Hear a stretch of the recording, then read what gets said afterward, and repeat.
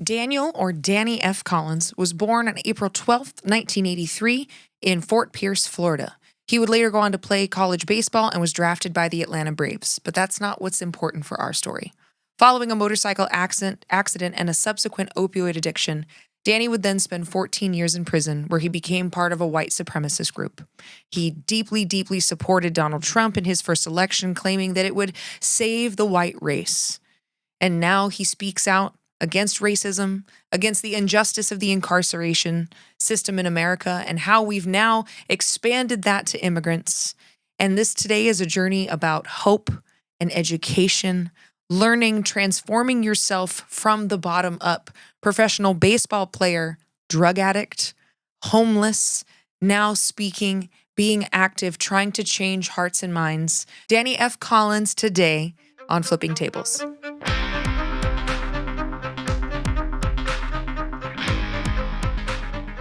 Danny, welcome to Flipping Tables. Thank you for being here. Thank you for having me. So we were just talking before we got on about the craziness of life and our circumstances and surrounding. How are you holding up with everything that's been going on the last month? I mean, doing fairly well, all things considered. As I said, it's difficult when you live in a community that doesn't align with your beliefs and values. So it's full throttle 24/7. Yes, it's pretty hot and heavy. And I gave a little bit of an intro in the beginning of the episode, but I would love to hear like your story, because you have a platform built on changing your mind. And I would love to hear about, you getting into MAGA in the first place, and then how you eventually ended up leaving. Okay. Well, just to give you a little backstory, I used to play professional baseball. I grew up in a small town in South Florida. I signed with the Atlanta Braves at the age of 19. I played for about 3 years. I ended up getting in a motorcycle accident and succumbed to opiate addiction. Oh, and damn. In that process, I lost everything and ultimately went to prison. I was raised in a community that's Christian conservative. I didn't really get into politics, I guess, as much until Trump came into the forefront of everything. And I think that kind of got a lot more people involved and engaged, at least, especially poor white people in the rural communities that were previously kind of, disengaged and not really paying attention to what was going on.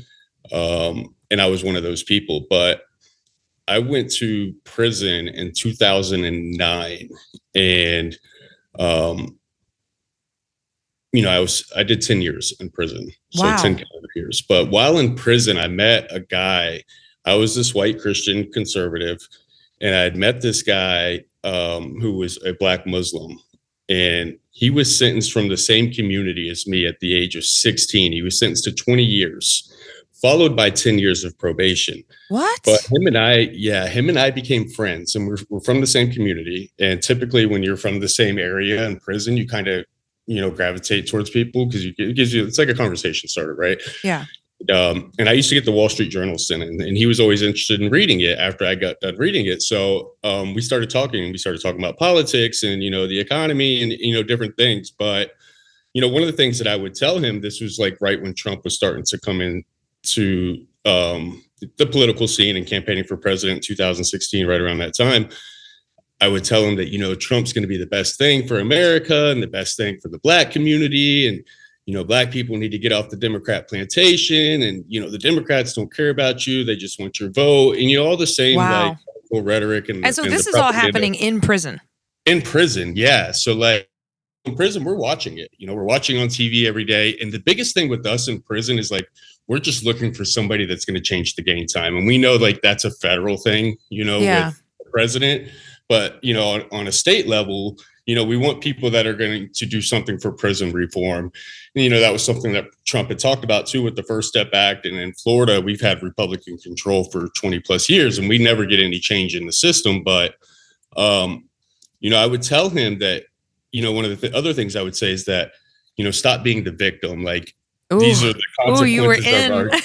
Yeah. I mean, the things that I said, like looking back on it, is just like blows my mind, because I would say, we're responsible for our choices. These are the consequences of our choices. Nobody put us in prison but ourselves.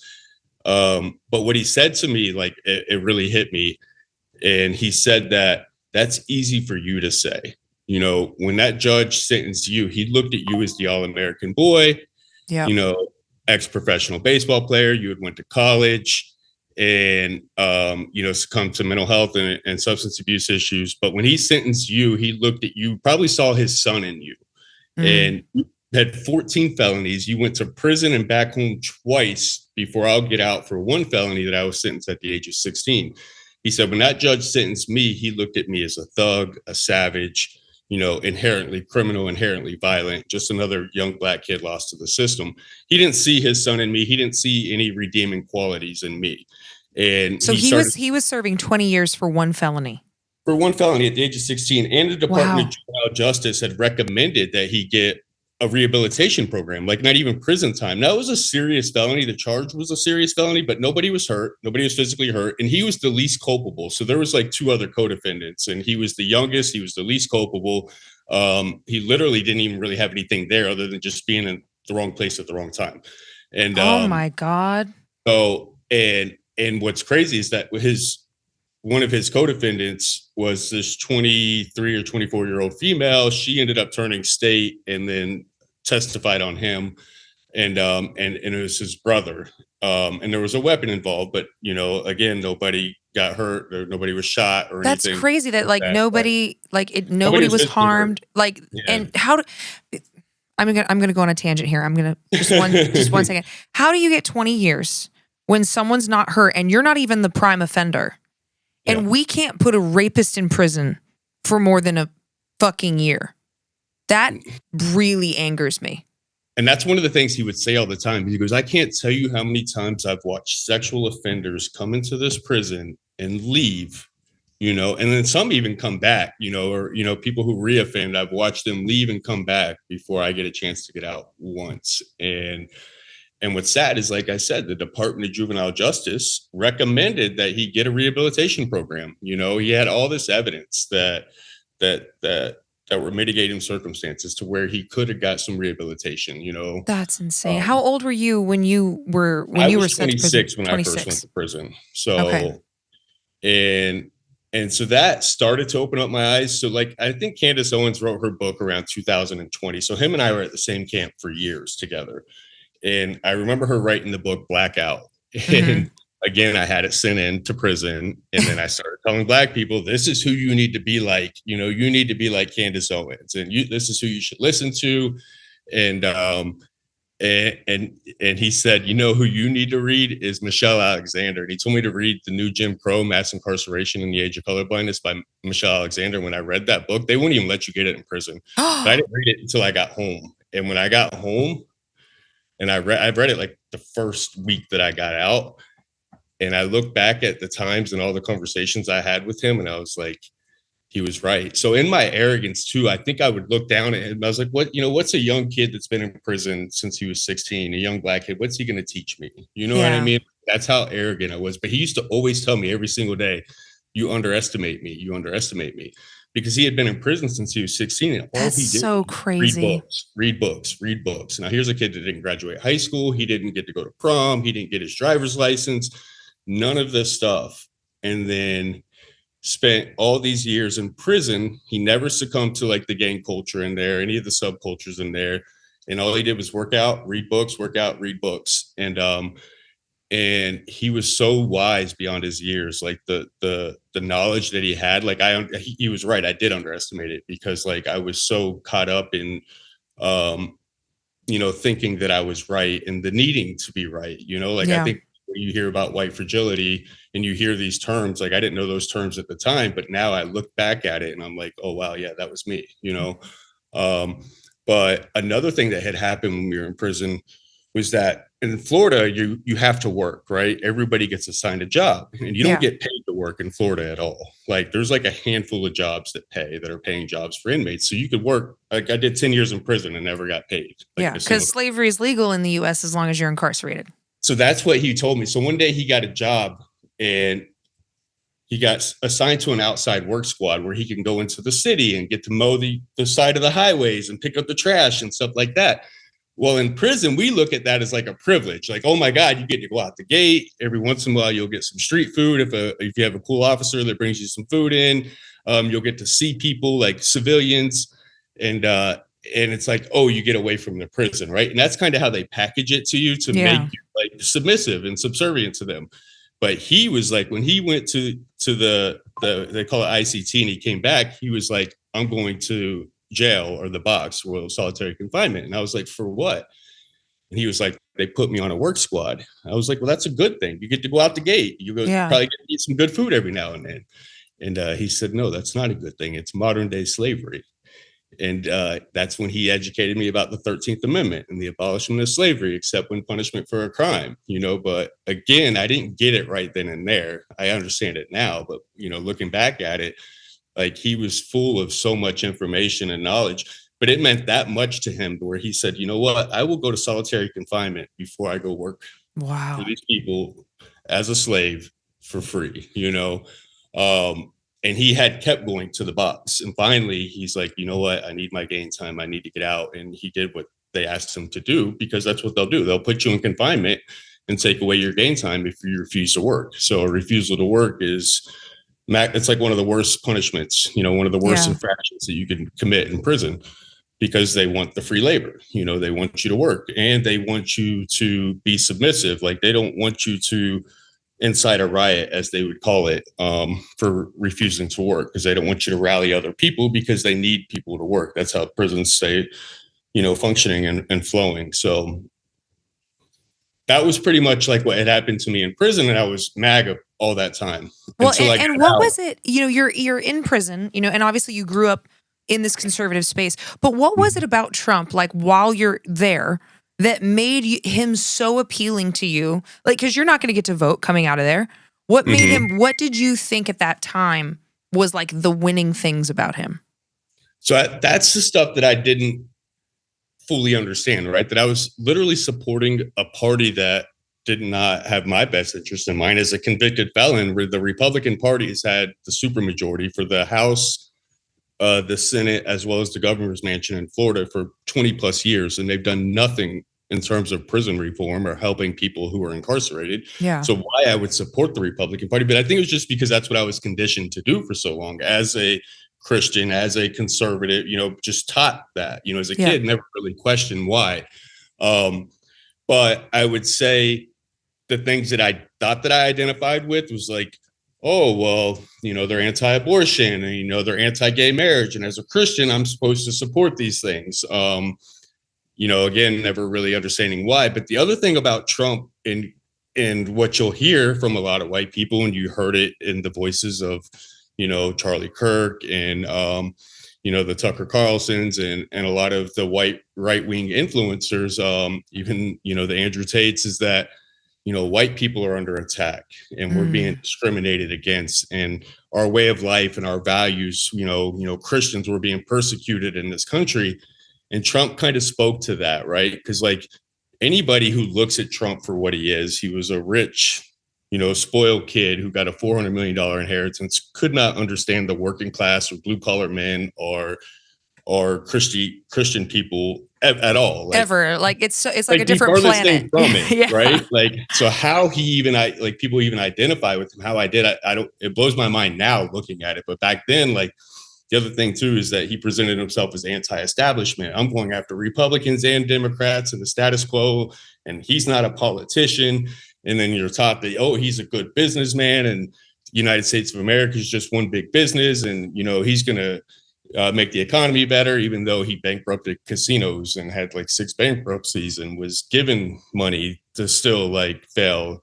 And literally, had MAGA not saved his empire, like he would have went completely under. Like there would have been no saving him. But that's the stuff that he spoke to. I don't know how he spoke to that, but I think, I say it a lot now, is that he made us feel safe in our mediocrity. Like you don't have to learn anything new when you support Trump, because, a lot of the left was teaching new concepts and people weren't ready for that. Like, and then we kind of hijacked the word woke, but teaching, like I didn't know anything about pronouns even coming out of prison. Like I didn't understand, like, this whole concept of more than two genders, and the difference between gender and sex. And so like there was a lot of things that I didn't learn, and we're taught, the whitewashing of history and a very sanitized version of history. So like, especially in Florida, where DeSantis was putting in the curriculum that,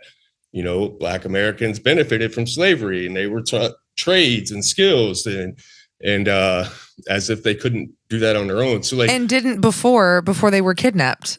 yeah. So like, it's insane to me to look at it now, but and that's why they're so adamant about doing what they're doing now. But I can say one thing about me is that I never wanted to willfully be racist. I even joined a white supremacist organization in prison, and I didn't do it at all my first 7 years. I didn't do it until Trump campaigned for president.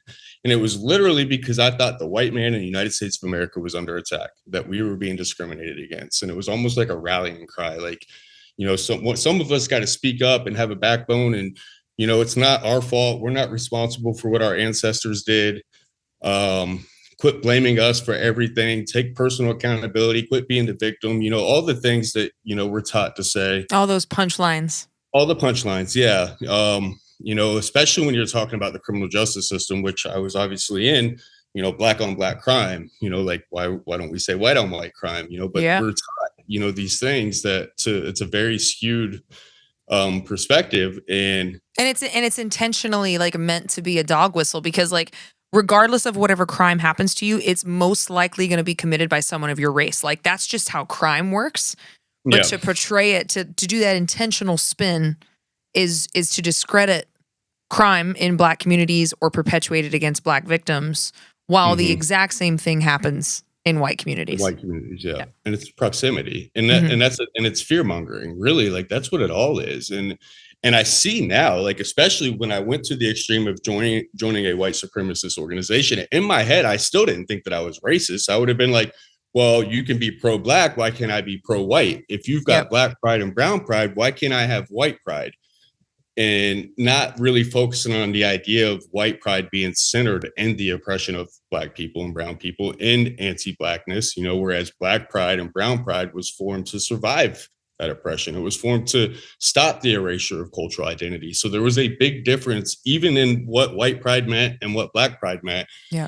And then not even back then, obviously, I didn't understand that, race was a social construct and why it was created to perpetuate racism. Most people identified by their ethnicity or nation of origin back then. White people wasn't even a thing.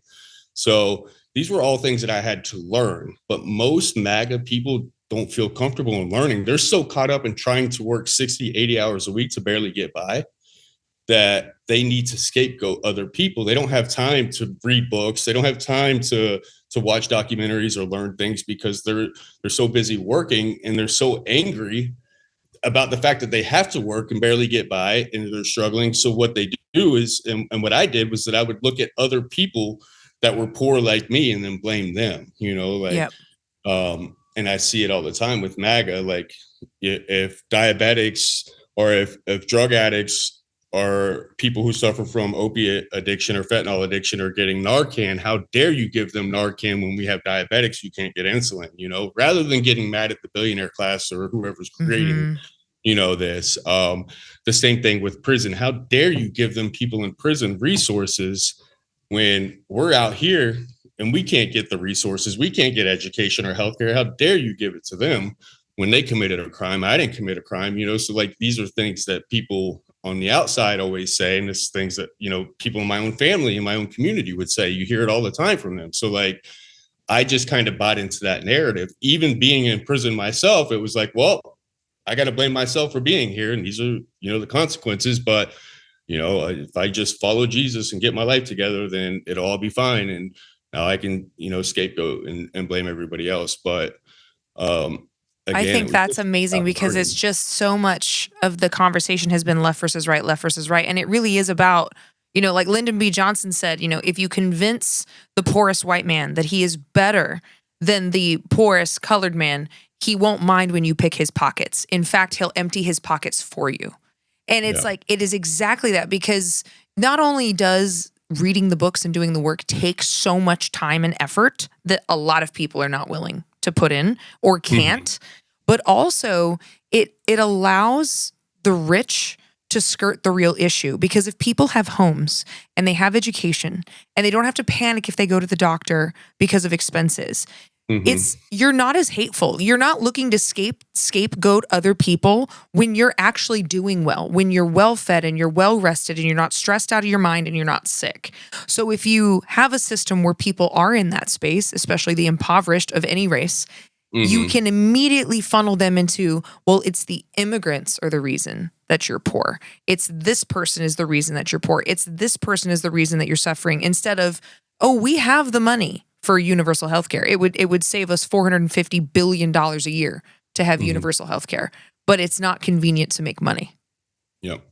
And so that's an issue I'm dealing with right now, even with healthcare. Like, I had to go in and get surgery and paying $400 a month in insurance, and still the amount of money that the patient responsibility, it's just absolutely insane. And in the past, I probably would have found somebody else to blame rather than just looking at the system and realizing that it's not even broken. It's doing what they want it to do. It's doing exactly what they want it to do. So what changed? I mean, you're in it. You joined a white supremacy group. You were so in.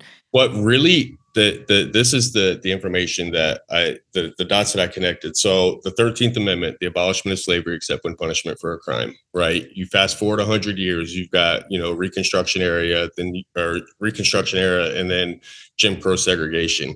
Well, during Jim Crow segregation, Black people faced second-class citizenship, right? They were disenfranchised from voting. You had to pay poll taxes, pass literacy exams, could be discriminated with jobs and education and even loans and basically everything based on the color of their skin, literally the color of their skin. Well, Lyndon B. Johnson, 1964, they passed the Civil Rights Act, and they passed the 1965 Voting Rights Act, which says that they can no longer discriminate based on race.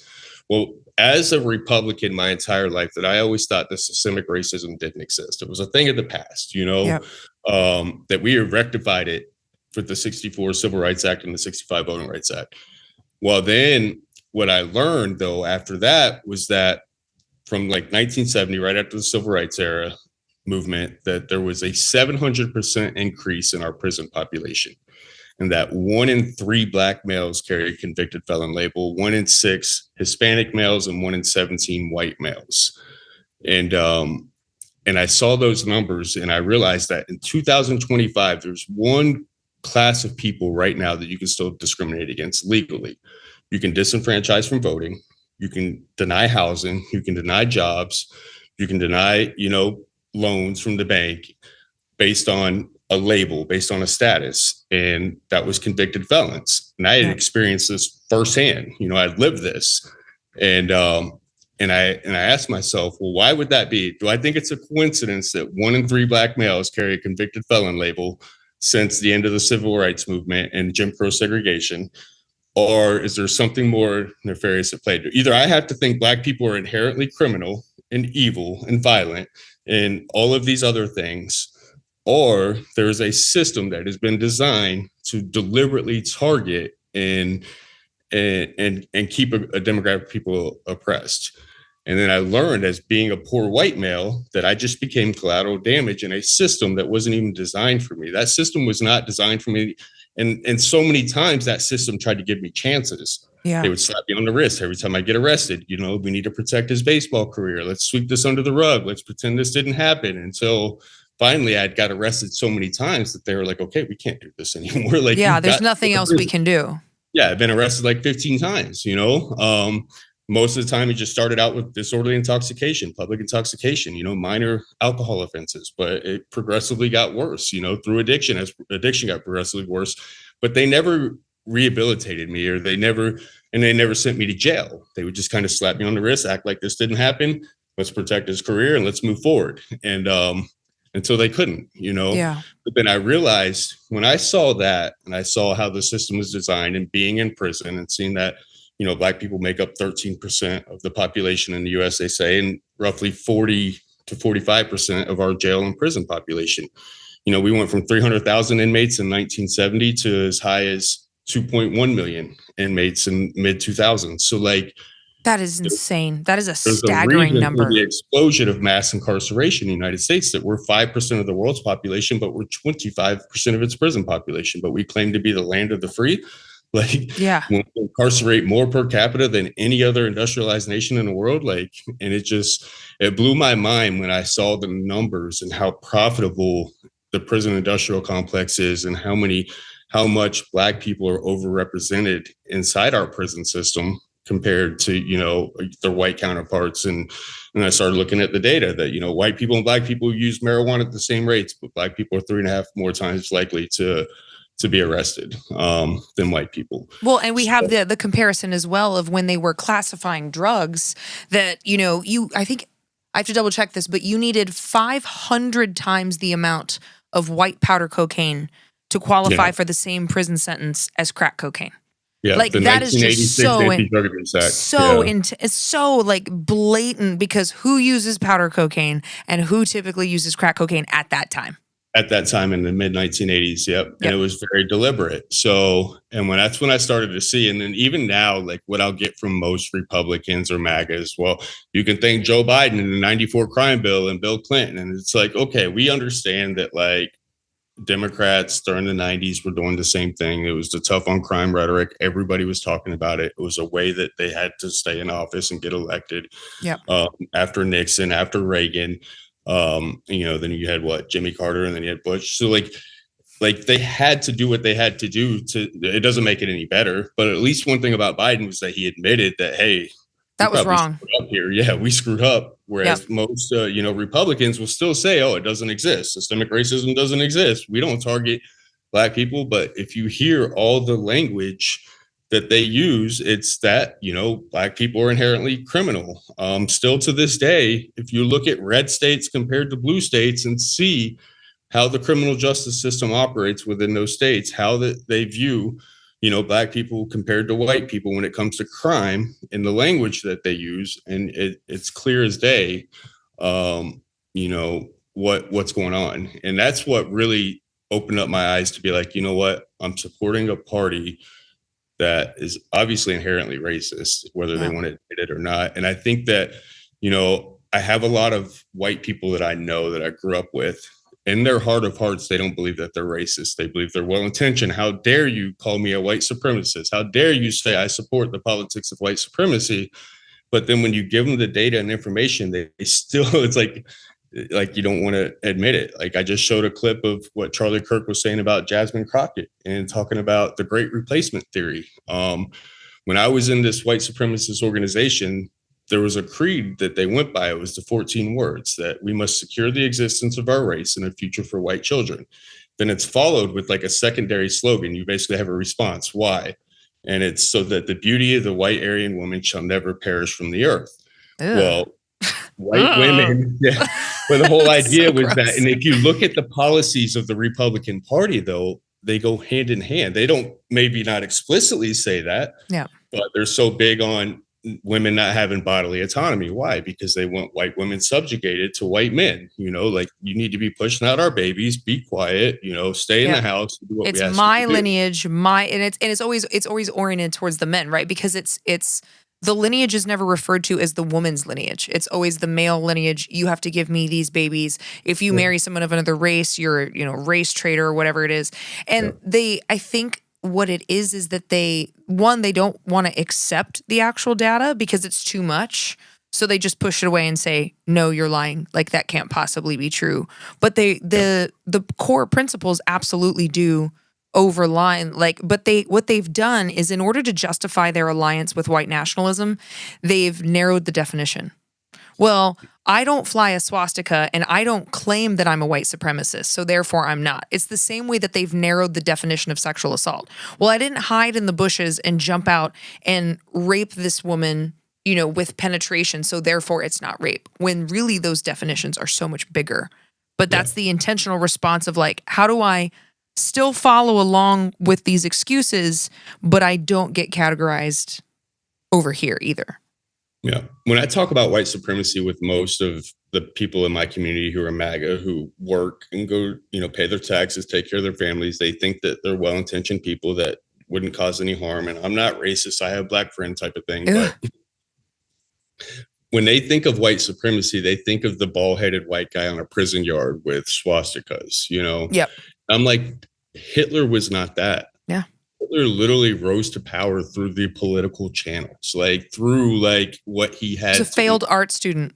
Yeah, he didn't come out and say, "Hey, I'm going to be a dictator," and put a gun to everybody's head. You know, like he literally mesmerized them with his words. Like the same thing with like the Trump. Like he just captivated the people. Like, and I was like, and then he slowly chipped away at the norms and the Constitution and the laws. Like, and if you look at even present time, like Vladimir Putin did the same thing in Russia. Same like he thing. didn't come out and become a dictator. He literally waited till COVID and then changed the Constitution and made himself president until like 2030 something, and then started silencing the dissent, you know, anybody who spoke out against him, to the point of killing political opponents. Like journalists that like defy him disappear or wind up dead. News sources that defy him get shut down.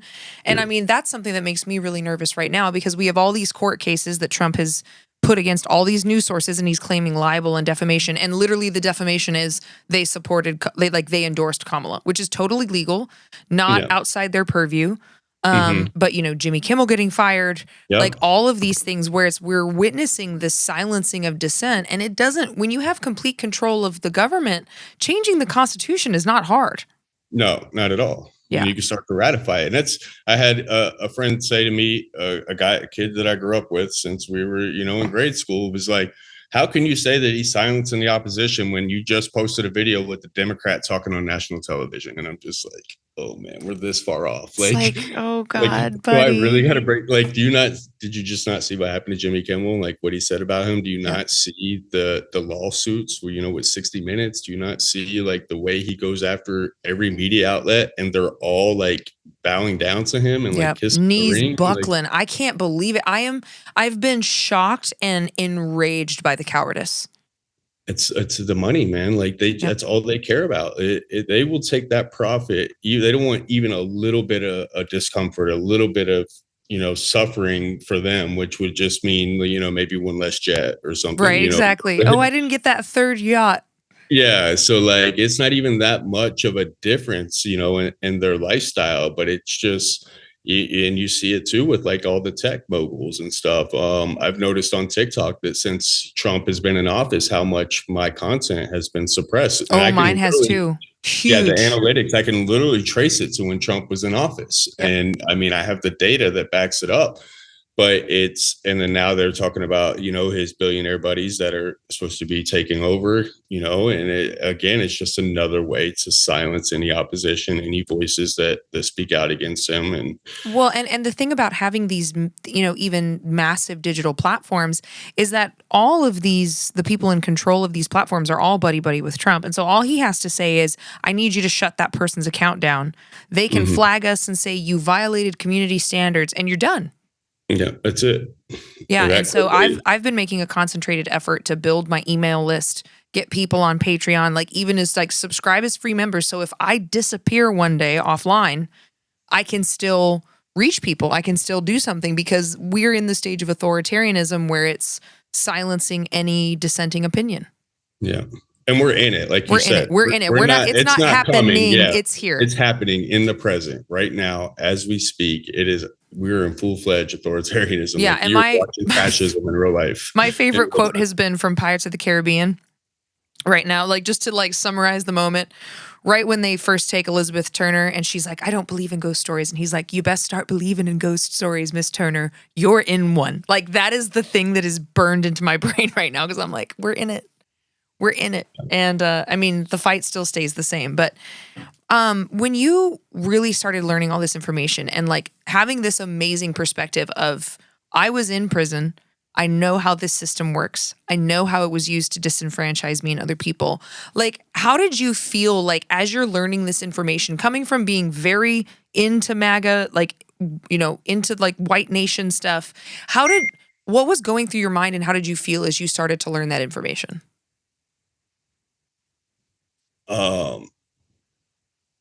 I mean, it was liberating.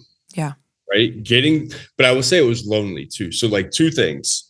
learning new information and deconstructing at first was a very lonely place for me. My social media platforms, what really started to grow. I was in a marriage with a MAGA person at the time too. A Oh, MAGA woman. wow. So you were in it.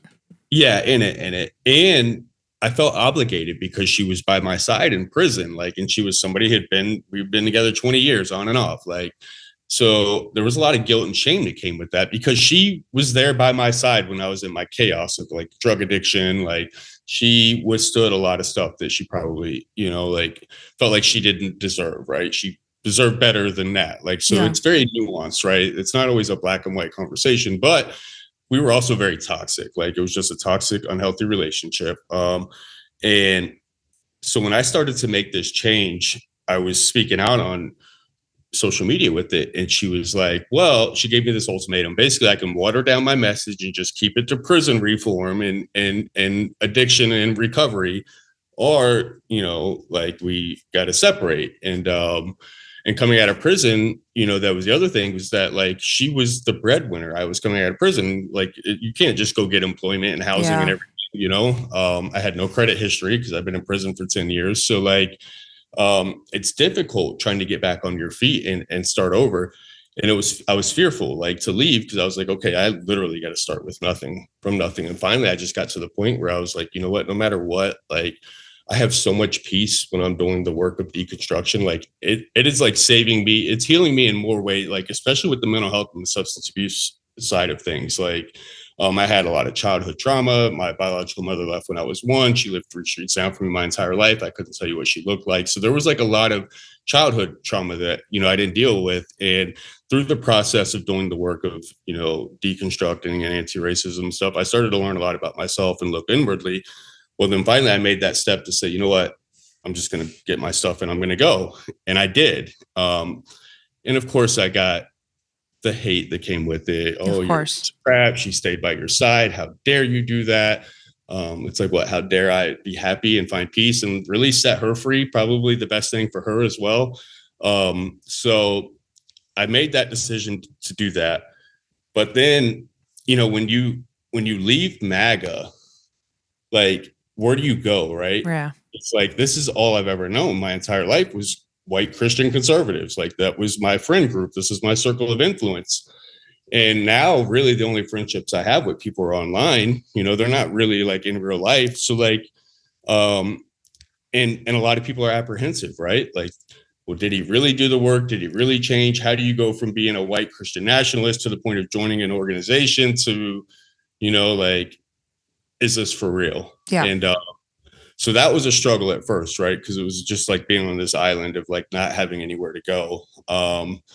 And then, but the other side of it, that coin, was that it was the most liberating thing I ever did, because I finally, found peace within myself. It solved so many other issues for me doing that, because I got to live my own truth. I'm not seeking validation and acceptance from people anymore. I don't care, what you think or what you say. Like, I finally learned the truth and not what you told me I had to believe for so many years. Well, and it also heals. There's so much, like, what I found was it released so much hate and fear and shame that I was just, and I didn't even realize that it was hatred, but I realized I had been groomed and indoctrinated to be prejudiced against these other people, to scapegoat other people. I was so like, shame is really the big one for me. There was so much shame in my belief system, every little thing I did, that when I was finally able to walk away from it, because my family was very far right, like stockpile arms against the government,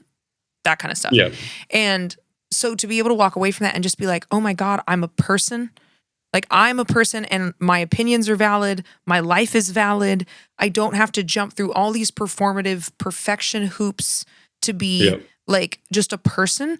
It was extremely liberating, like lonely, like you said, because you lose your community, but so liberating. And also for me, curiosity is one of the most important tenets of my life. Like, I hope I never stop being curious. And getting into this new space, I was able to learn things and ask questions. And it was okay if I didn't know something, and I could ask more questions, and I could change my mind when I learned new information. Because back to your point about Biden in 94 and him coming out and saying, I was wrong.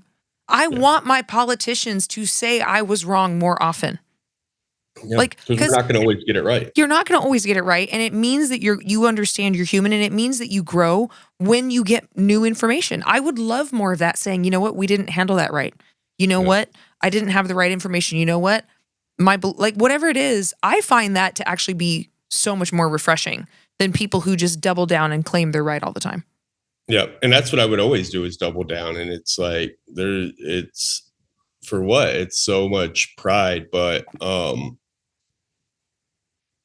being able to change your mind is one of the biggest tenets for the way I live now too, is that if you can present new information, you give me substance, I'm willing to learn. And I am very, very curious. I'm very open-minded to, new information. Um and and there's a lot of freedom in that. There was something else that I was going to say. Now I forgot. It just slipped my mind. But Trying to find it. We were talking about Biden. yeah, We were talking about changing our mind, education, leaving community. But yeah, it's a lot. And I also the think, shame, the yes, shame, because you shame. There it mentioned is. the shame, right? And I think that was the biggest thing in my addiction, was that there was a lot of shame of the things that you do in addiction, right? Yeah.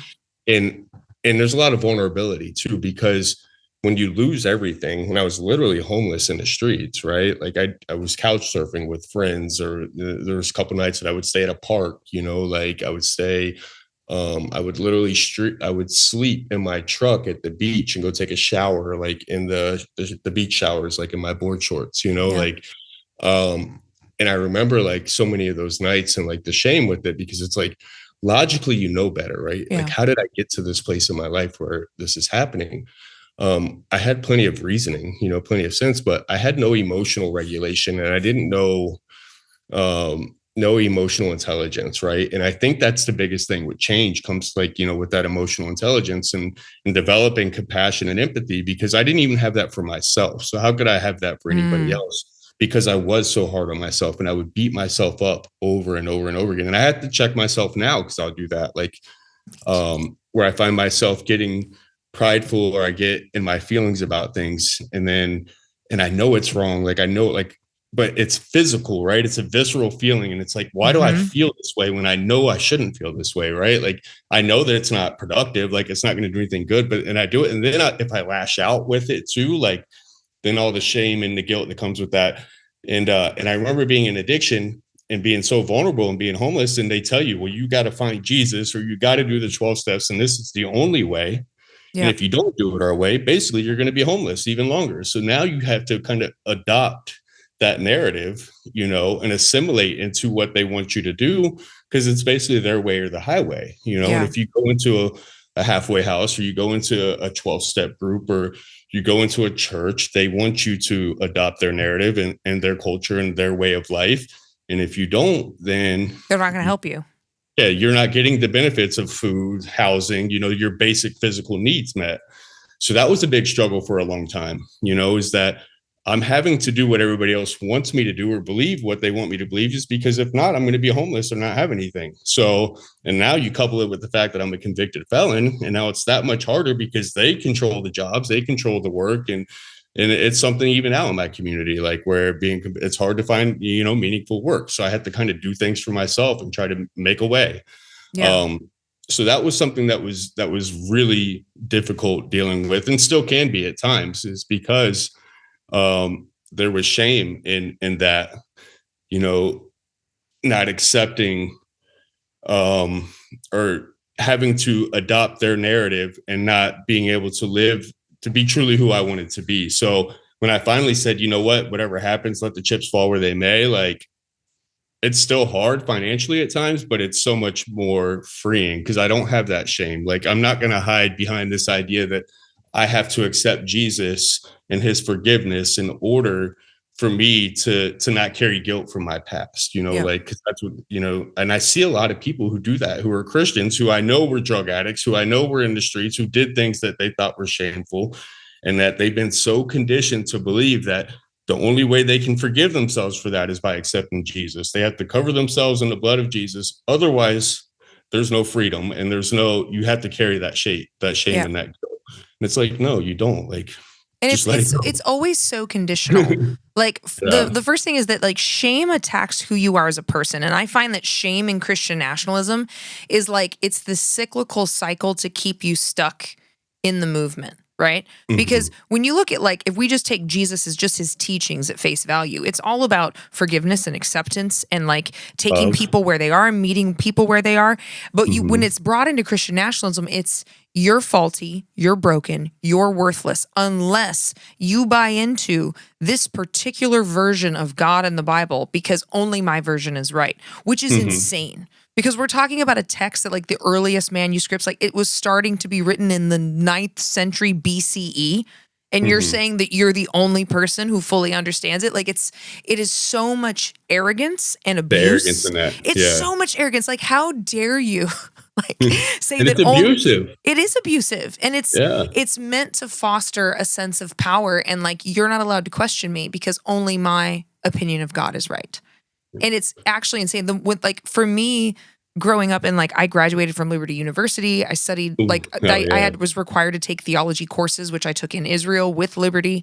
And it was the studying of church history and like understanding like the scriptures more that made me start to walk away. I was like, wait a minute. You can't tell me that all these different men over 1,500 years wrote with one single goal in mind. You know, you can't tell me that like, but again, when you're in that system, it's you either believe this checkpoint list and pray this exact salvation prayer. Otherwise you don't count and we will not help you. And the hurdles that Christian nationalists will go through to not help other people is pretty amazing. Like do anything but help people. Yeah. That was the hardest thing because it is mostly all Christian nationalists where I live. Like there's no real idea of being like Christ-like according to his teachings, like I said, with the grace and the mercy and unconditional love and just the willingness to help those who are ostracized and stigmatized by, society's standards. And, he literally went after like the religious leaders of his day. So like many of these people, that's who Jesus would be going, like the ones that are gatekeeping, the faith. Are the ones that Jesus would have called the brood of vipers. So like, but I get it now, but it was just so hard because it was so abusive. I just read something in Japan where they literally are making it a crime. So like if you indoctrinate your kids you force them into a religion or that Christian they don't want to be in. Yep. Yeah. That they don't want to be in. You force them as kids, you can be charged with like child abuse and like, wow. What a concept. What a concept because growing up in my community, I've realized how much it is, I'm dating someone now who's the same thing. Like she experienced a lot of the same thing. And it's just like, okay, like, but she got it a long time ago. So she broke out of that, years ago. Whereas for me, it because I needed the help, so badly that it puts you in a desperate situation. Put you in a desperate situation. And I think that's part of the political motivation for like the far right to keep people struggling and poor because desperate people fill church pews. Yep. Like and they'll fill the MAGA voters box too. And they're so easy to manipulate. Yeah, they won't question it. So that's the other thing that I talk about with MAGA. It's easy to get Christian nationalists to have this blind faith into MAGA and don't even question. Trump says he can go in the middle of Midtown Manhattan and shoot somebody in the face and they'd still support him because they wouldn't question him, oh, well, if he did it, then there must have been a reason why he did it. It was justified, and it's the same thing with their faith. Like just because the Bible said so, well, because Trump said so, it's just that the parallels there. It's pretty painful. And I'm interested. So like with your knowledge of like, not just experiencing prison, but like the work you did in anti-racism and the incarceration system, like how do you see that changing and expanding with how we're handling immigration right now? Because I was just at an immigration hearing in DC and it is staggering the amount of people that we're putting in detention, prisons, the amount of prisons and camps we're building. What are you seeing from like your very unique perspective regarding that? I believe it's very much the same as what we saw with Black people for 400 years. first of all, it vilifies and demonizes and hyper criminalizes an entire demographic of people, right? Yep. Just the same way we saw Black people on, Fox News and on the news stations every night. And it kind of puts in your head that they're inherently dangerous and criminal and violent. Yep. And that's the point of it. That's the point of the rhetoric. It's the same thing with immigrants. That's why you say they're thugs and murderers and criminals and rapists. And you use that very harsh and extreme language. And again, it's about your white women. Your white women are in danger. I just got an Andrew Tate clip of when he was on, I can't remember what the guy's name, Pierce, whatever the guy. Pierce, what is his last name? I don't remember his last name now. Seeger, help. Pierce something. Morgan. Huh? Piers Morgan? Is it Morgan? I thought it was Morgan. I think so. But we're going to go with that.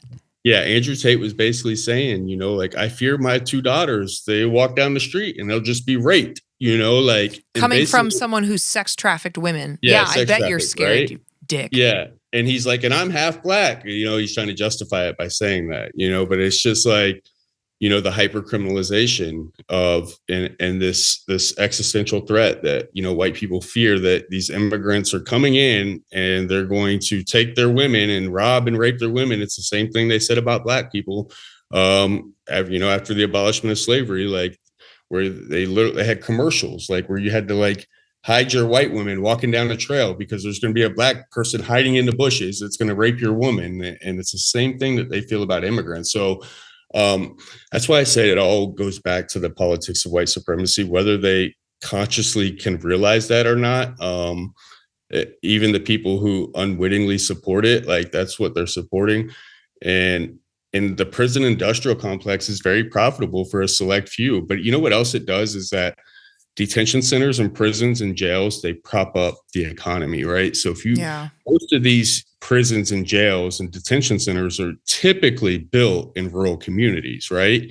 Anytime you see new ones pop up, they're pop up in rural communities. Well, these rural communities are predominantly white, right? And they're low educated, low skilled workers working in prisons. Now you're providing a job. Well, guess what? Now they're going to shop at your local Piggly Wiggly, your local Walmart, your local, whatever, your grocery store, Kroger, and then on top of that, they're going to rent or they're going to buy houses. Yep. So it keeps that economy circulating. Now you're providing jobs. I've been in prisons like in North Florida where there's hundreds of prisons in Florida. The vast majority of them are in rural communities.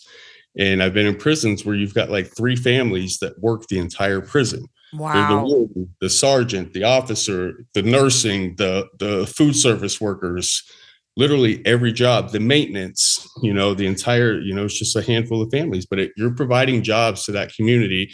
So it's almost like a source of welfare, right? Like when they say Black people are getting welfare and government assistance, well, white people are getting it in the form of jobs by just building more prisons. Now, if you got a whole nother demographic of people to target with immigrants, now you got more money. And then also that's more judges, that's more prosecutors, more defense attorneys, more people that the bailiffs that work in the jails or in the courts, the people, the transcribers, the people that, do literally every job within the court system, the clerk of courts. And now you're just it just bloats the whole system. It just props up the economy in so many ways while also demonizing and vilifying an entire demographic of people. Because now you're basically saying that immigrants are inherently criminal and evil. It was never about doing it the quote unquote right way. Yeah. Saw Trump remove temporary protection status of like 500,000 immigrants. Yeah. Well, and they're arresting people at their immigration hearings. Like you no longer can make this argument of, oh, we're just, being tough on crime, or we're just going after you're going after people who are there because the judge told them to keep their green card they needed to come to this appointment. And you're abducting them.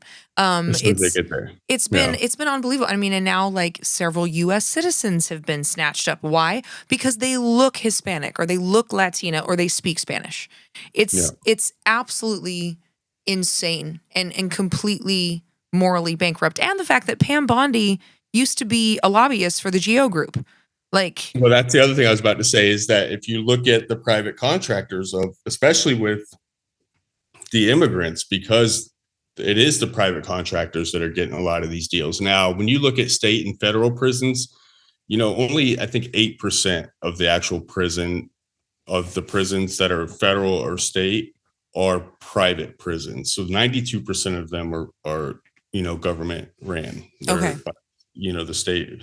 But even within that, there's a lot of private companies within it. So like I said, it still props up the economy in that local area. So even if it's a state ran prison or a federal ran prison, it's not a privately owned prison or privately ran prison, it's still going to prop up the economy. It's also going to have private entities within it. So whoever runs the healthcare is going to be a private company. Whoever runs the food service is going to be a private company. Whoever runs the canteen, the Aramark, the Keefe, these different groups, these different companies, they're all going to be private. And there's big money and big contracts in that as well.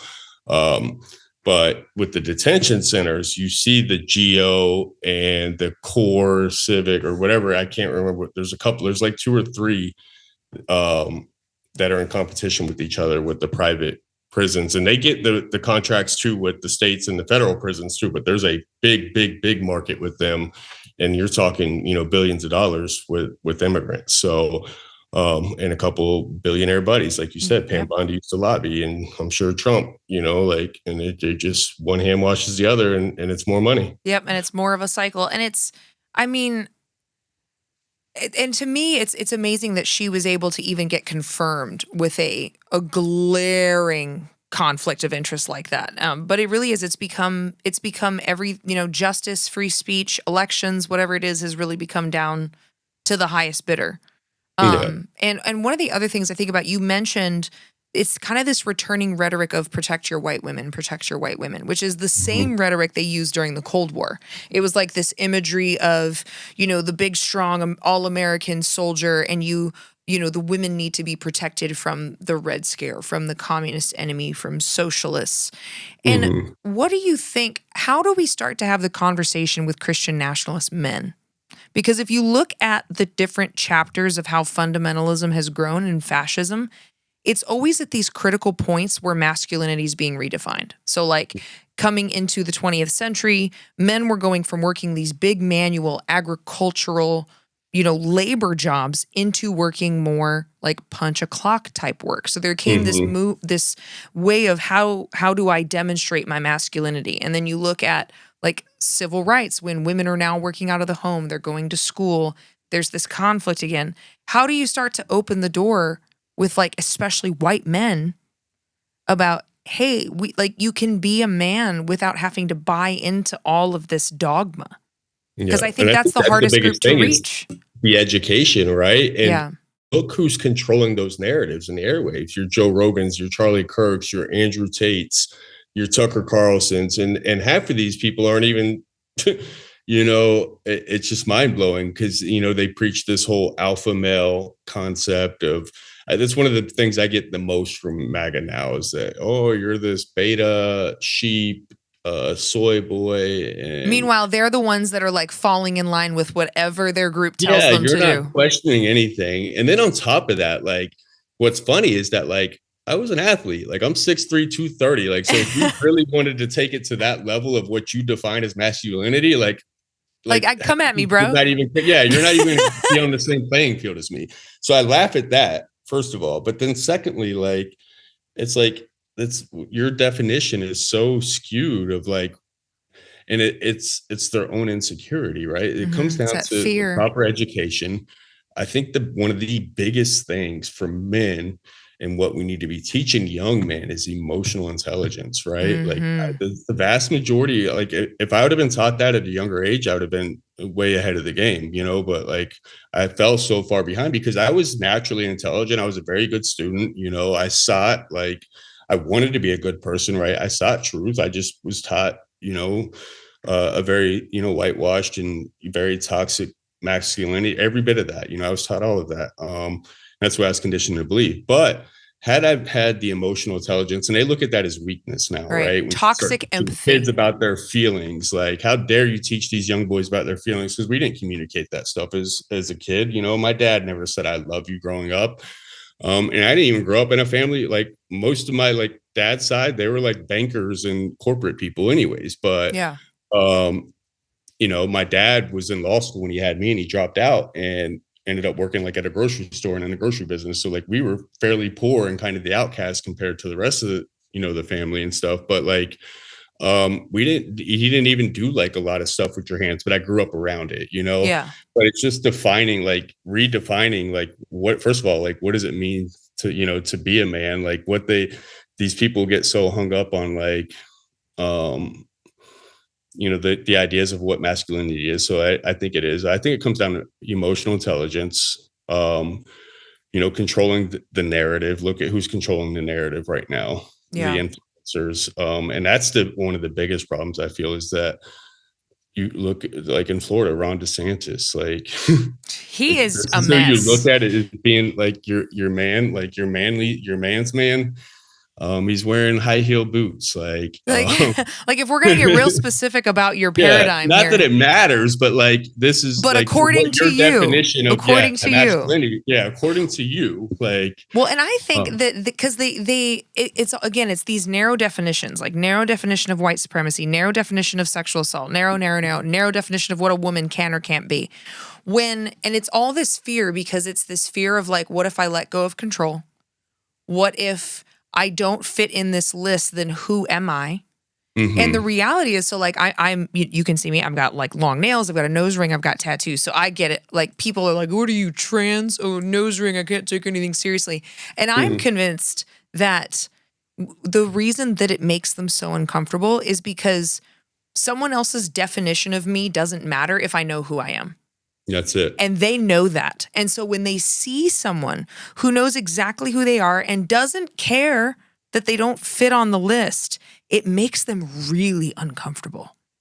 Yeah. And it makes them afraid. People have identity issues, right? People have real insecurities and real identity issues. And I think that was a big problem for me a long time because I had identity issues. Like, who am I? Like, I don't know who I am. Because I was conditioned to believe that all these things that I was supposed to be and put in this box and I was so much more and then also so much less at the same time. Like it really, for once, I don't care what anybody says. And people that are close to me now, they say that even like when I post content, like I'll take one take and just post it. Like that's what I do. Redo it a million times. Like I don't care what I look like. Like I don't care what people think. I just post what's really on my mind and how I feel. I try to be my authentic self, regardless of what people think. Because when I sought the validation for so long and sought, the people pleasing and what I used to tell people, like when I first came into Christianity, was that like that Jesus supposedly filled that void, right? Like he was the one that gave my identity was in him. But even that was just another, it was just another list, another checklist. Yeah, I was just putting on, like because it's not really how I felt, right? And finally, because even when I get down to like the God question, I tell people like, if I'm completely honest, we just don't know, right? Like at the end of the day, we can't prove it either way. Can't prove it. Yeah, I just don't know. Like, I mean, I'm open to the conversations. I love the idea of a lot of the teachings that you hear of Jesus. I just think he was enlightened, just like Gandhi or Buddha or Muhammad. They just tried to reach this point of total enlightenment. Of consciousness, what it means to be woke, right? Yeah, what it means to be like a real person. And I really believe one of the things I've come to believe, especially about the New Testament, is that like when he's talking about the kingdom of heaven and the kingdom of hell, it's like it's what we create right now. Like your actions, he said, you reap what you sow. We either build the kingdom of heaven now or we build the kingdom of hell right now. Is like my belief on that. Because Eckhart Tolle talks a lot about that stuff too. Like, I love Eckhart. Yeah, like this esoteric mysticism. Like I kind of just that's what I believe. It's what we create right now. Like, and we're gonna be in our own heaven, our own hell. Like we have that power. Like we're all creative, right? Like what are you creating? Like what are we creating on a daily basis for our lives? Because that's what we each have 24 hours to create whatever we want and to do what we want. And you're going to shift the needle one direction or the other. Yeah, and I'm not going to be doing it for other people now or try to fit into your mold of what it means to be a man or what it means to be a Christian or what it means to be a conservative or what it means to be a Democrat or any of those. Like I don't want to fit your labels or boxes anymore. I just want to be me to the best of my Like ability, an my authentic honest, self. curious person. What a Honest, curious concept. person. Yeah, like it's really a lot simpler than what we make it. But um, I do find the irony in most MAGA men, everything that they project is typically a confession, right? Mm-hmm. They fear. I posted a video the other day with my shirt off, and I was like thirst trapped into consciousness or something. Just so funny, right? And so many MAGA men came and said, "Yeah, you're going to attract all these gay people, and you're going to these trans people," and it's just like, well, who cares if I do? Like, so be It's it, like, it's right? not a Like, bad thing to be a 10 on both teams, yeah, sir. like to be attracted, and that just means you're attractive to multiple people. Who cares, right? Yeah. Like, but to to hear like the insecurity and like the fear, like what And are the you afraid of? fixations. And the fixation on it, yeah, like that's the first thing that came to your mind with that is like, why are you so fearful and fixated on it? And you know, trans people make up what 1% of the population, yet they literally control like the Yes, mind. I was like, I had that conversation the other day with someone. I'm like, how does this one tiny group of people like become the source of all of your problems? Yeah, Like, and do all you these know a fears, trans person? No, you don't. Like, just the vast majority don't. insane. Yeah. And I didn't even really know any trans people until my platform. And now like some of like my really good friends that I talk to online pretty regularly, they're trans. And like I have no issue with that It's like, oh, whatsoever. look, another human being. Look at Another this. human being, like very insightful, very, you know, I don't even look at like their sexual identity or preference or orientation or any of that. Like Just a it's a person. non-issue. Yeah. Yeah. I And remember really, actually go ahead. when I first came out of prison, right? I was curious and I was wanting to learn and I was deconstructing, but I still didn't understand like pronouns. I told you that, right? Yeah. And you know, I started hearing people say non-binary and cisgender, and I'm like, what does all this stuff mean? So I have a friend of mine, and her name's JD Fuller, and she has a thing called Changing the Narrative.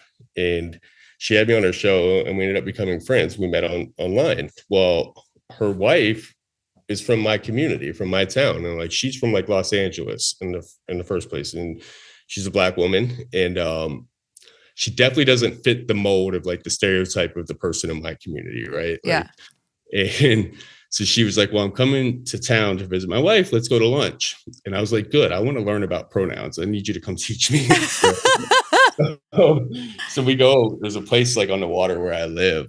And it was like during on the weekend during the day. And they had like all these boats with all these DeSantis and Trump flags Oh, everywhere, Jesus. nothing but drunk white rednecks. And me and her, we walk into this restaurant, and the looks, just because the way she was dressed and just her look and like the looks, and I was like, oh my God, I'm so sorry. She's like, I don't even care. Like she's used to it. Like I can Yeah. handle my own, She's like, like, I you know, got it. it's like to hell with these people, right? Yeah.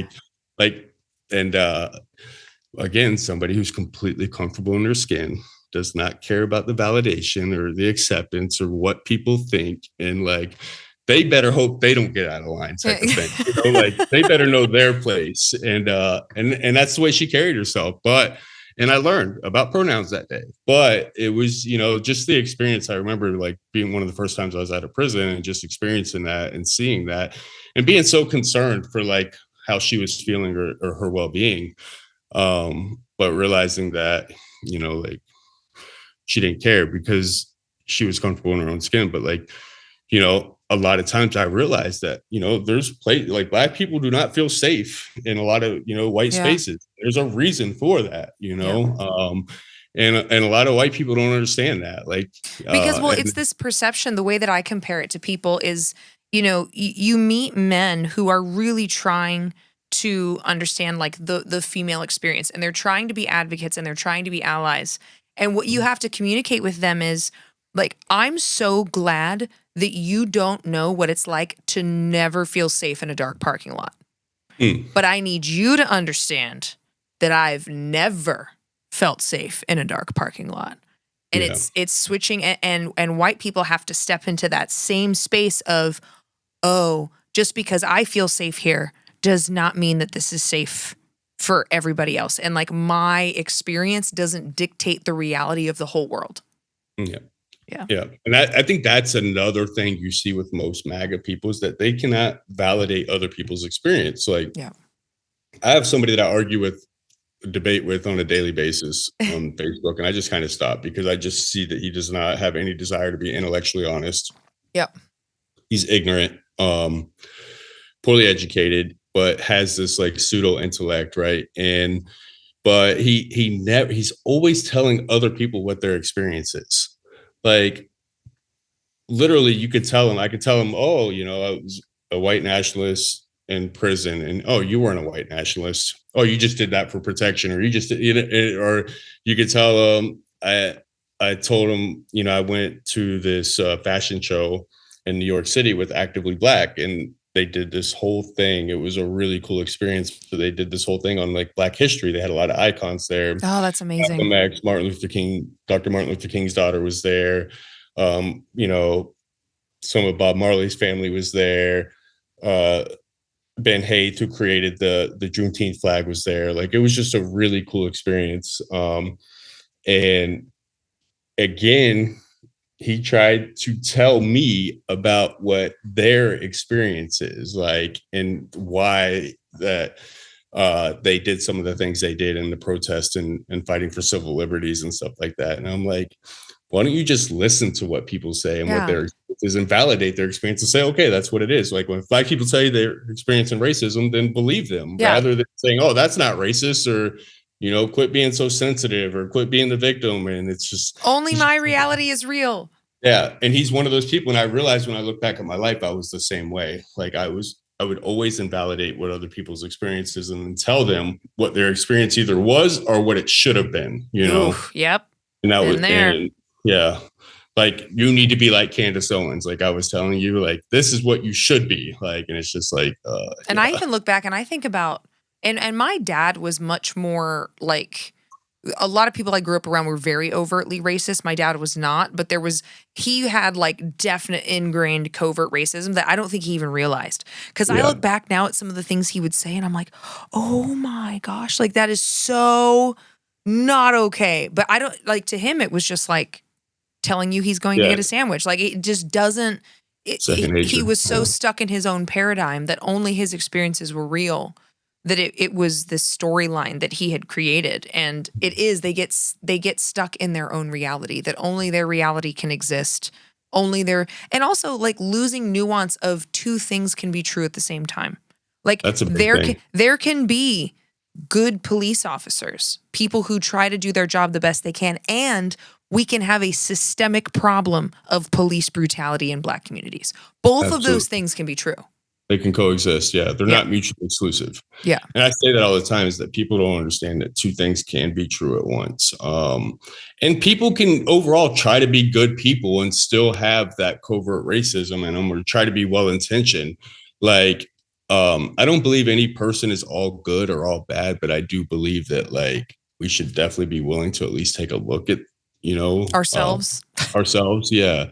And I look back to it, the racism in our community. And it's so funny when I hear some of the MAGA people tell me now that they're not racist. And I'm like, bro, I grew up with you. Like I remember what you said. I remember some of the things that were said that, we tolerated or that we engaged in, or, and then even now I have a friend who he got divorced, whatever, but his wife's now dating a Black guy.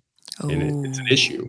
Right. And that's an issue in my community. Like, because white people will say, I would never date a girl that dates a Black guy. How dare you do that? Yep. Or they'll say this, it doesn't make me racist. It's just my preference. Yep. Oh. She dates a Black guy, then that's my preference. Like, like it doesn't make me, I like Black people. I have no problem with them. It's just my preference to not date.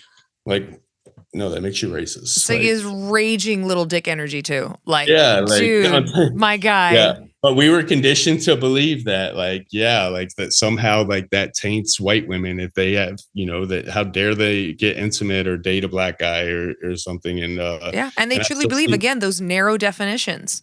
Like, and I see that now. Like I see that even with, they don't want their kids to get caught up in that, like, or worried about what other people will think if their daughter dates a Black guy or something, like what's the community going to say about us or her, or, and it's just like, A couple months ago, I did an interview with Jane Elliott, and I was talking to her about a lot of this. She's amazing. And I told her, I was like, I still will come up on things or ideas or phrases that I never realized the connotation of. And she's like, oh, she was like, you were raised in America. She's like, it would be shocking if you didn't carry some covert racism. She's like, that's the point. That's the intention of the system, is to create these paradigms to put people in the boxes they want you to be in. And man, she's right. Like, especially when you grow up in these rural white areas, it's almost impossible to come out. You're going to be racist. It's a natural byproduct of growing up in America. I say that to people all the time. Like, and I say, if you're a white and you grew up in the United States of America, you have some level of racism in you. And whether you would admit that or not, it's just a natural byproduct of being exposed to our institutions, our systems, our education, our way of life. It's just inevitable. Now it's up to you to do the work to deconstruct and become less racist and ultimately not racist, but you're still going to have some level of covert, hidden something in bias. Yeah, bias, implicit biases that you're just unaware of because we've been so programmed. And it is such learned behavior too. I have another friend who's a firefighter, retired from being a firefighter. When we were kids, you know, he had his daughter and she was like 3 years old. And we used to always take her to the store to get, you know, toys or whatever. If we went to Walmart to go grocery shop, we'd let her go down the toy aisle and get a toy. And we're pushing her down the aisle and there's these Cabbage Patch dolls. And she says, Daddy, I want the chocolate baby. Oh. He literally leans in and says, you're not getting the N-word, baby. and then pushes the cart and she starts screaming at the top of her lungs, I want the N-word, baby. I want the Oh my God. And there's people in the store and everything. And I remember this so vividly. And this is just the truth. This is a real life experience that happened. And I remember being so embarrassed, right?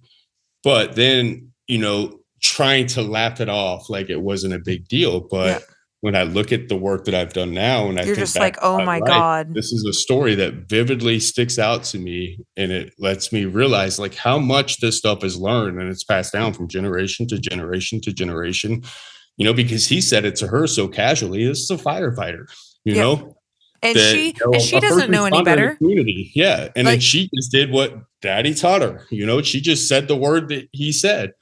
And, you know, if she's not taught differently, she will go and espouse the same beliefs and then pass it on to her kids. And that's how generationally it gets passed down from family to family. And that's just being real. And if most white people admitted the truth, they have stories like that. They know that we all do. We all do. Know, and and kids are such a testament that like all of this prejudice about race and gender and sex and sexual, none of it matters. It's all taught. It's all impressed upon, because a little kid might have a question like, oh, why do you have two dads? Oh, that's cool. And then they're done. They're done with it. They move on. You're just another little person like me. They don't have these inherent prejudices. We give it to them. And that is heartbreaking.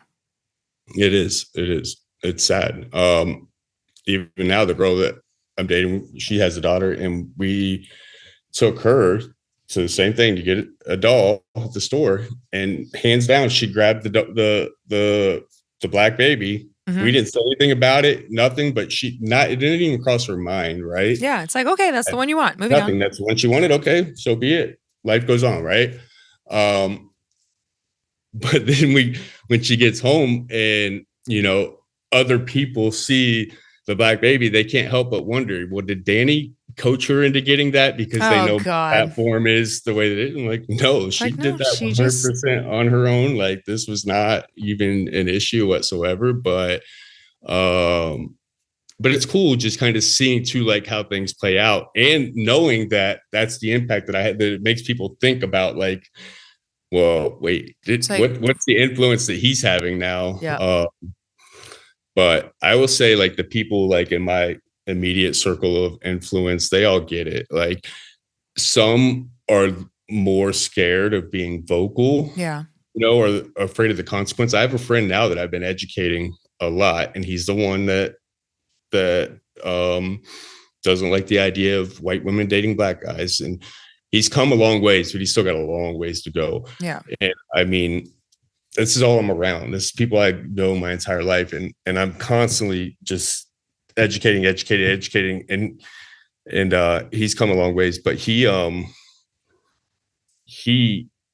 he's starting to consciously think about things, but he's coming to ask me questions as well. Like, so he's curious. He's starting to get curious with these, new questions and stuff. But one of the things that he said was that he was afraid to be anti-Trump in our community because he was afraid of the financial backlash with business and stuff. Yep. And that's real, because that's exactly what will happen. Yeah. That's not an unfounded fear. Yeah. And I've experienced that myself, where because my platform has gotten so big now and I'm so anti-Trump and I live in a MAGA community, that people do. They naturally, and I was working in sales before. So you think somebody's going to come buy a product from me? That's, that's the same thing with him. He was in sales. You think somebody's going to buy the product from him knowing that, Joe Blow down the street sells the same product, but he's a Trump supporter. So now if he speaks out against Trump, then you're going to be blackballed and, excommunicated from the community. And that's how they keep us stuck. Yeah. And that's a real fear.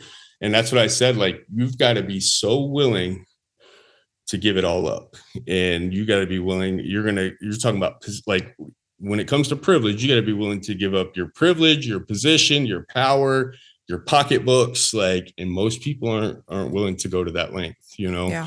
Well, especially recently, like, the rhetoric has gotten more violent. People are getting doxxed. People are getting, calling their bosses and their HR to get them fired. Like, it's a very real, like, if you're making a decision to step into this space in whatever capacity, whether it's just talking to your circle or doing it online, like, there's a lot of risk. I saw that Wisconsin teacher that got suspended for calling Charlie Kirk a racist, xenophobic, misogynistic, homophobic, transphobic person. Yeah. Literally. And, like, that's just the truth.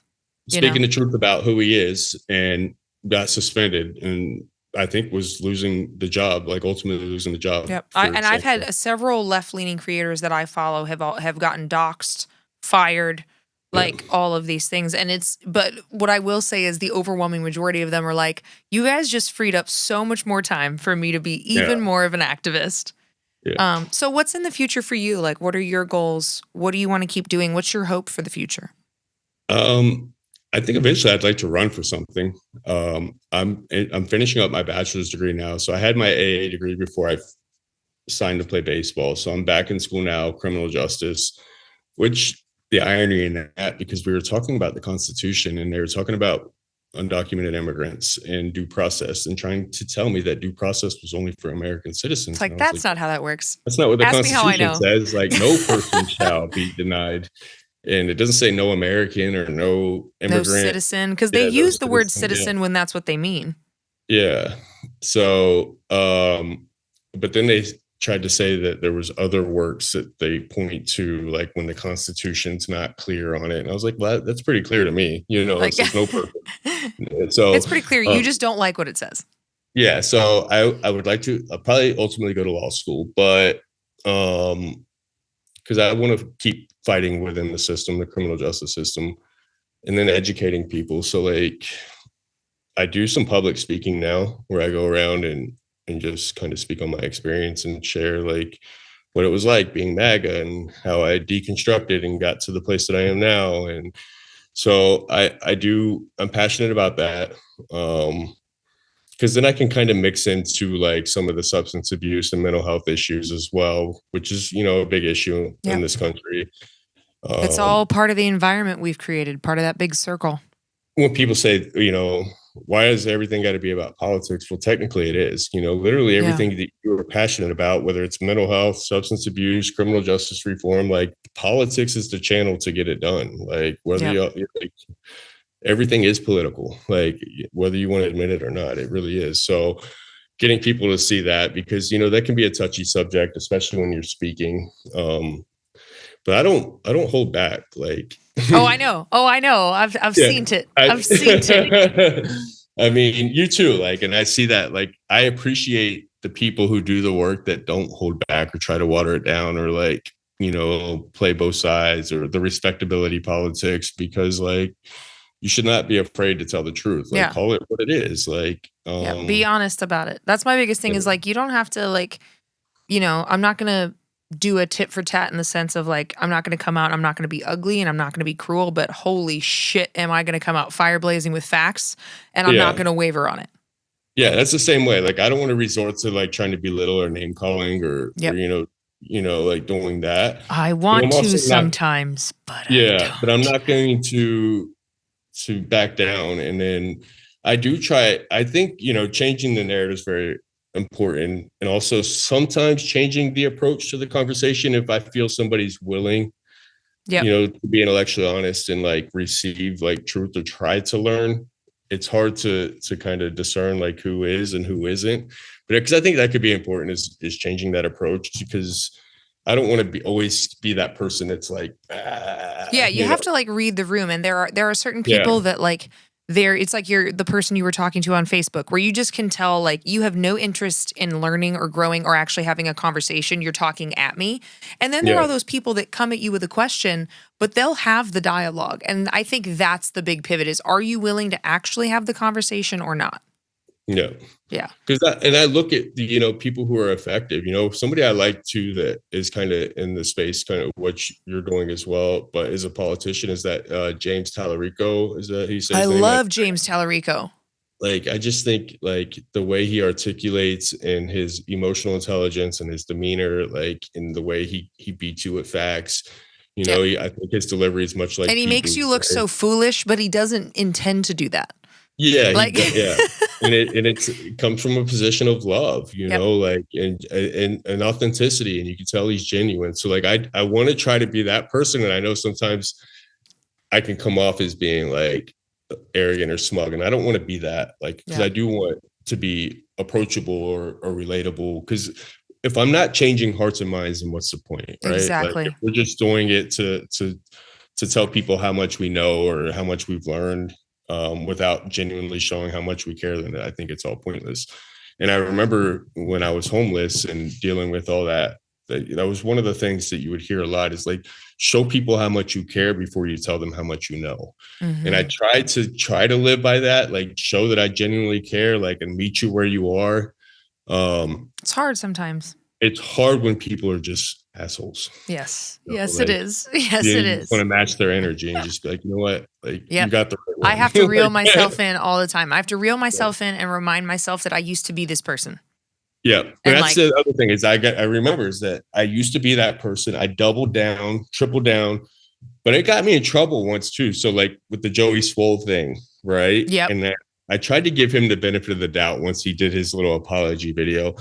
And most people said he was disingenuous and it's not sincere and this was a bad take. And I was like, you know what? I try to hear people. And if I feel like that, they're genuinely wanting to learn. And then within 24 hours, he was right back to his whole thing. It was like, yeah, never mind. All that. And I felt like a real idiot, but it was a learning curve for me because, a lot of my followers were like, we've dealt with this 24/7 and we've seen this. So we can smell sincerity and we can smell fakeness like a mile away. Like we know, like, and I wanted to believe in the goodness, right? Like you want to believe that people genuinely want to change and they're sincere when they apologize and they're willing to do the work. And I lost some people, some followers with that, which I mean, it is what it is, but like people know that I'm coming from a place of like authenticity and just making myself vulnerable. And hey, I can admit when I get it wrong, like, and I said that, like, I got this wrong. I thought I gave them the benefit of the doubt, like, because I want to believe that people want to change, right? Like, I know that I genuinely wanted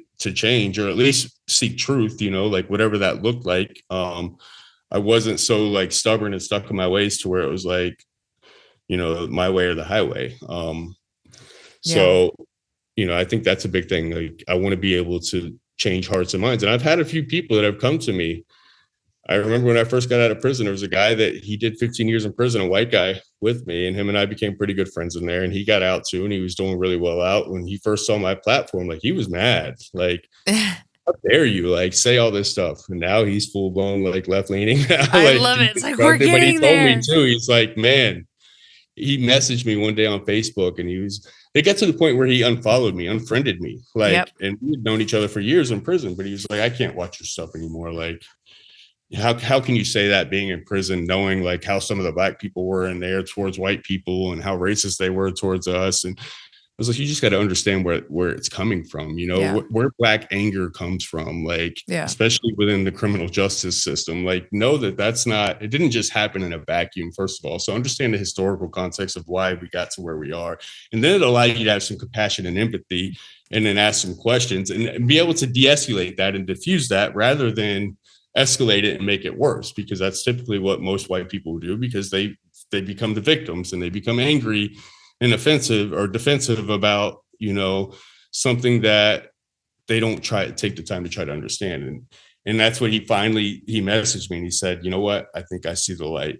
And dun, dun, dun, dun. I was like, that's good. Like, like it's effective. Like some people are getting it. And like I said, my other friend, and he's still got, a lot of work to do, but I know that he's genuinely trying. So like, and he's not the brightest crown in the box. I tell him that he wasn't the best student, you know what I mean? But he asks questions and he's curious and he's smart in other ways, right? He wasn't the book smart student, but he knows like he knows things about cars and, the trades and the really handsy smart, the handsy person. Right. And I think everybody has their own talents and their own gifts and some people are educated in the books and some people have, other skill set, but he's willing to like learn new things. And that's all I ask, and I'll meet you where you are. And I'll even extend, like I'll hold space for growth, like even if you like do things that are still kind of like, and I gotta call you out on that again. Yeah. I'm going to call you out. I'm going to check you every time. And I'm going to call it what it is, but I'm also not going to completely give up on you, if you're genuinely trying to do better. So, And where can everybody find like all of your content and all the work that you're doing? Can you just give all of those? Danny F. Collins. So it's on Instagram and TikTok and Facebook, Daniel Collins. So just living on the platforms for now. For now, I need to do like, I got to Substack. One of the things like being in prison for so long, like technology kind of passed me by. So I did kind of grasp the other things fairly quickly, but I want to do the Substack and YouTube. I was thinking about doing a podcast, but I also feel like there's so many people doing it, but just pick one at a time. That's the way to do it. It's just just like baby step it, learn one thing. And then after a while, it all kind of becomes like a wheel that's running pretty well, but it's just too overwhelming if you take them all on at once. Yeah. So, well, thank you so much for being here today. And thank you for your story. Thank you for the work you're doing, like standing in such an important space, because we need people who have changed their minds and people who have grown, especially men, to be having these conversations. And I really appreciate it. And to everyone listening, it's Danny F. Collins on Instagram and TikTok. And hopefully I'm planning on doing some panel format online stuff as well. So I'm hoping to bring you on for some of that. That would be great. Yeah. And to everyone listening, go follow his page. I'll see you next week on Flipping Tables. Keep fighting the good fight. Hold space for people, have awkward conversations, and I'll see you next week.